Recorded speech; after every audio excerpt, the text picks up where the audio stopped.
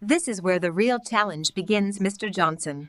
If you can unify these variables, the entire field opens up. The professor laughed as he wrote the impossible equation across the board. "Solve this and I'll marry you," he joked to the sound of students' laughter. But when the quiet janitor at the back of the hall stepped forward with chalk in hand, the laughter stopped and the professor froze. The lecture hall was buzzing with noise that morning. Students filled every seat, notebooks open, coffee cups steaming. At the front, Professor Reynolds, one of the most respected mathematicians in the country, was in his element. He loved an audience, especially when that audience worshipped him. He turned to the board, writing a long, twisted equation, numbers and symbols sprawling like a puzzle meant for gods. "Solve this," he said, smirking, "and I'll marry you." The room burst into laughter. To them, it was a harmless joke. But to one man mopping the back floor, those words carried something deeper, a challenge. The janitor's name was Samuel. He was quiet, polite, always invisible. No one knew that before this job he had once been a mathematics prodigy, a man whose dreams had been crushed by life's cruel timing. When his wife fell sick years ago, he left his PhD program to care for her.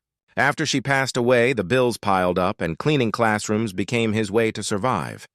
That morning, as he swept near the back row, he paused. The equation on the board, it wasn't just numbers. It was beauty. It was something he once lived for.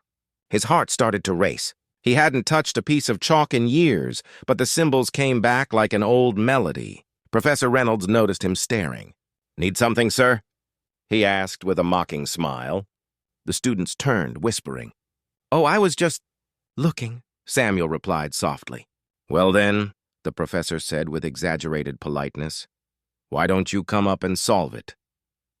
The class laughed again. Samuel froze.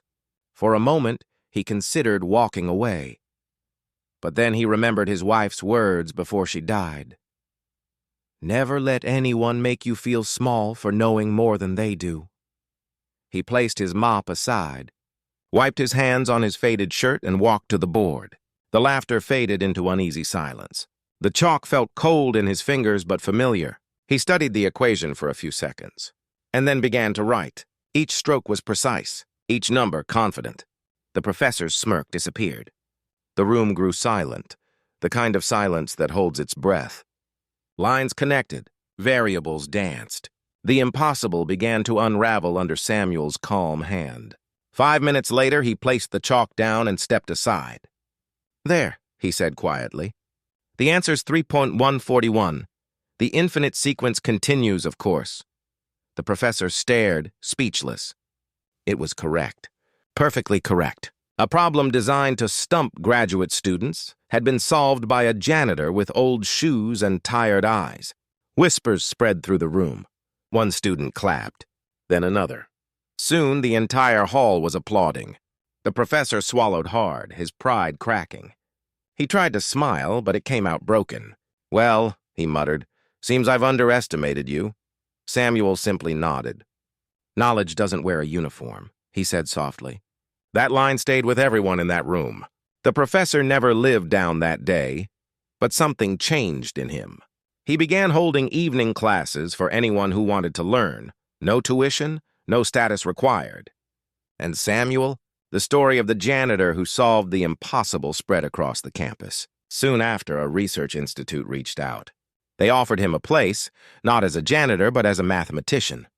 He accepted, quietly, humbly. Years later, when asked why he didn't humiliate the professor in return, Samuel smiled and said, "Revenge is temporary, but respect, that's what lasts." In a world obsessed with titles and appearances, remember, true brilliance often hides in silence. Respect everyone you meet, because you never know the battles they've fought or the wisdom they carry. If this story touched your heart, tell us where you're watching from, and subscribe for more stories about quiet strength, compassion, and dignity.